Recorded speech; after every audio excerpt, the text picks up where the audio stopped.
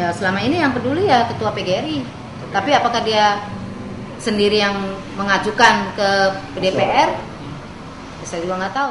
Saya sebagai petani kok merasa kesal, Pak. Diombang-ambingkan ke sana kemari sebagai mainan bola. Tendang sana, tendang sini. Kita kan sama-sama orang Bugis di sini, jadi kompak gitu, satu suku milih Yusuf Kala. Percaya apa kata-katanya dia dulu. Sekarang boro-boro. Ya senang aja, senang enak lihat dia menang. Lama-lama katanya begitu. BBM dinaikin semua. Pemerintah itu jangan tuli. Atau pegawai-pegawai yang ada di atas maupun SBY maupun dari dewannya pusat DPR RI maupun dari mana saja, maupun dari gubernur maupun tingkat kabupaten maupun tingkat kecamatan, supaya berpihak dengan masyarakat betul-betul yang tertindas ini. Jangan hanya teori saja, praktekkan ke lapangan. Kita selama ini terombang-ambing, kita hanya dijanji-janjikan. Janji adalah hutang. Kapan janji itu ada datang? Betul nggak? Untuk itu, pada hari ini juga kita akan menunggu sampai kapan datangnya janji itu datang. Betul nggak? Hidup rakyat! Hidup rakyat! Hidup rakyat! Jadi Bapak Presiden kita tuh istilahnya mereka tuh nggak pilih kasih kepada raja nggak mampu, mereka juga sempat hadir bersilaturahmi. Itu hal yang kewajiban, itu hal yang wajar gitu, yang seharusnya demikian. Enggak yang mereka tanggapi cuma hanya orang-orang yang mampu, yang naik mobil turun mobil. Itu sebenarnya udah salah kaprah gitu. Kenapa sih sebagai warga negara sendiri kok nggak ditanggapi? Nah kalau warga-warga luar kok bisa ditanggapi sebagai jabatan menteri? Sebenarnya kan sama aja, mereka juga rakyat gitu. Tanpa ada dukungan dari rakyat juga mereka juga siapa sih yang diwakilin gitu. Agar demokrasi lebih bermakna, maka representasi harus diperbaiki. Untuk itu masyarakat hendaknya merebut berbagai kesempatan dalam pengambilan kebijakan publik atau ruang-ruang politik yang ada, mulai dari tingkat lokal, kelurahan, desa, kabupaten maupun provinsi.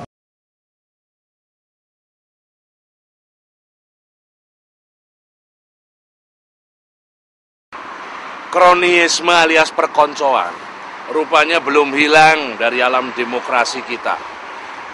Buktinya, meskipun pemilunya lancar, berjalan dengan baik, yang muncul sebagai sang terpilih masih wajah yang itu juga. Bukannya pemilunya yang salah, kita yang salah pilih. Makanya gerbong demokrasi kita dibajak. Oleh siapa? Ya oleh mereka yang pengen berkuasa terus, pengen bercokol terus, gak ada puasnya itu. Mereka itu bukan saja memundurkan demokrasi, tapi juga menyalahgunakannya.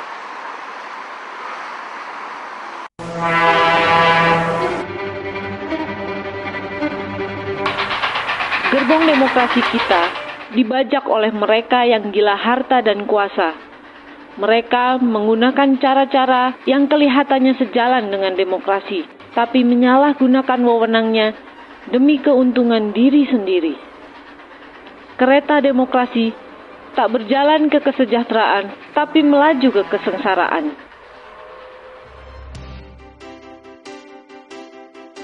Demokrasi yang kelihatannya mengalami kemajuan pesat seperti sekarang ini, sebetulnya hanyalah demokrasi prosedural. Tata tertibnya berhasil dijalankan, tapi tidak punya makna bagi rakyat kebanyakan. Demokrasi semacam ini hanya menghasilkan orang-orang yang sok membela rakyat, padahal mereka membela kepentingan diri sendiri. Berapa banyak pun partai dan fraksi berdiri, isinya hanya orang yang mau ambil untung demi diri, kelompok, dan golongannya.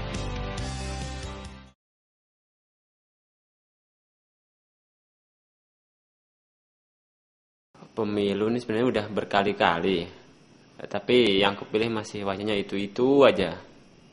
Baru Akbar Tanjung aja nih tahun ini dia nggak kepilih, terus Amin Rais juga nggak kepilih. Biasanya mereka selalu menghiasi pelataran MPR DPR nih.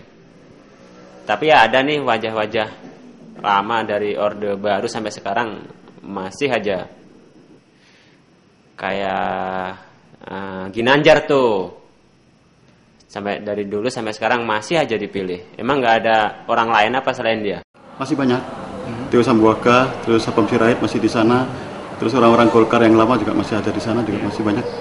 Orang PDI juga yang lama juga ya banyak masih. Benar, kita ingin berubah ya.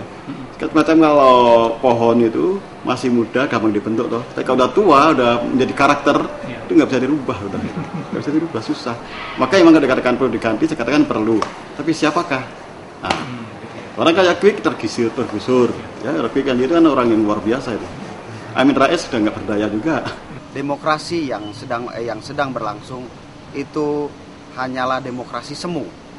Dalam hal ini terlihat sekali, meskipun pemilu dapat dikatakan berhasil dan lancar, terlihat sekali ada pengkapling-kaplingan, khususnya kita melihat ada dua kelompok besar yang mengambil kapling paling besar.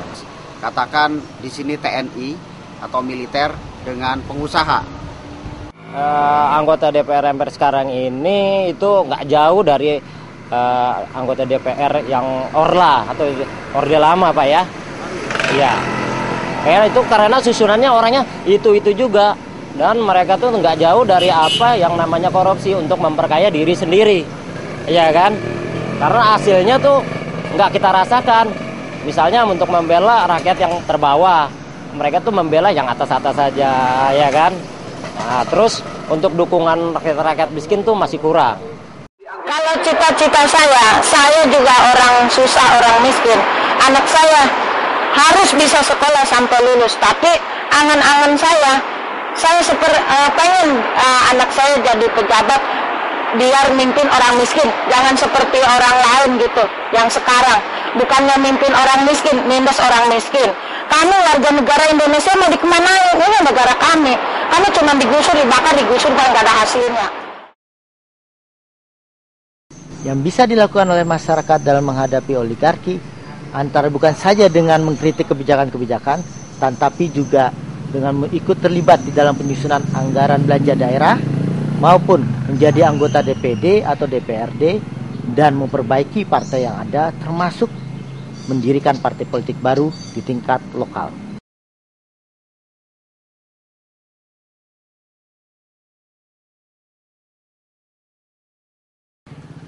Banyak pendampingan yang dilakukan LSM.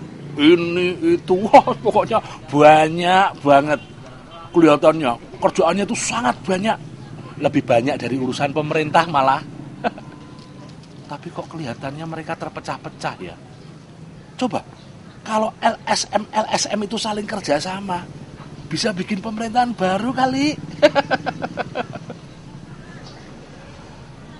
LSM sebegitu banyak, hanya sedikit yang ngajak rakyat berpolitik. Katanya, kegiatan sosial jangan ditunggangi partai, nanti tidak netral. Gitu katanya.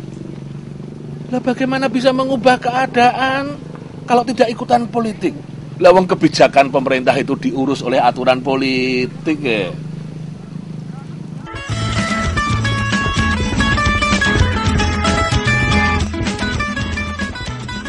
Kelompok kemasyarakatan, ormas, LSM, atau apapun namanya, hendaknya tak mempertentangkan antara gerakan sosial dengan gerakan politik.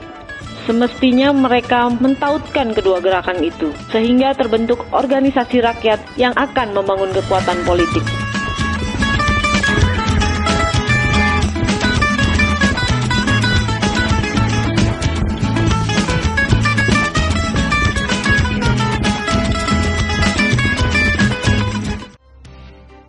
Banyak kelompok yang mendampingi rakyat dan berupaya memberdayakan mereka.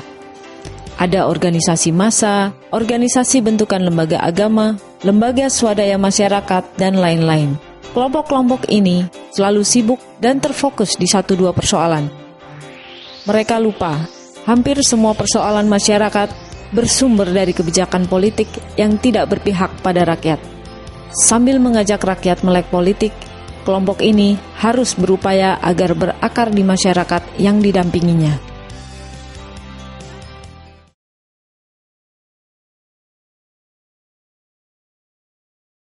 Ya memang kalau kita nggak berorganisasi susah sih, kita berjalan sendiri-sendiri. Kebanyakan mentok masyarakatnya meridili. Dari 200 bisa juga cuma 10 orang itu sudah kalau kita nggak lewat itu. Karena apa? Intimidasi sangat kuat meskipun nggak secara langsung ya. Orang yang mengintrodusir demokrasi, menjelaskan pada mereka organisasi ini penting. Kalau Anda sendiri seperti Anda biting gitu. Tapi kalau Anda bersatu, Anda menjadi sapu lidi. Bukan lagi biting gitu, tapi sapu lidi, kekuatan yang luar biasa. Maka kita demo besar, maka kita aksi besar gitu. Maka kita buat pertemuan harus massal. Harus itu. Kalau tidak, si musuh-musuh kita matanya dia buta dan telinganya tuli, menulikan karena nganggap kita kecil misalnya. Jelas kadang-kadang kalau ada ya beberapa masalah yang ormas yang tujuannya mungkin juga untuk istilahnya mencari kepentingan sendiri, kepentingan pribadi, kepentingan ormas itu sendiri, organisasi itu sendiri, tanpa memikirkan kelanjutan masyarakat atau anggotanya gitu. Atau gimana anggota ini sekian banyak ini mau dibawa kemana gitu. Jangan harus istilahnya kita meminta atau gimana berpikir coba kita mengarahkan mereka atau perlu mendidik mereka supaya buat kedepannya itu bagaimana gitu. Buat insya Allah mungkin jadi figur-figur masa depan kita bisa ambil dari masyarakat sini kan bisa. Kelompok-kelompok masyarakat memulai membangun demokrasi dari bawah dengan mengorganisasi masyarakat lokal berbasis kepentingan.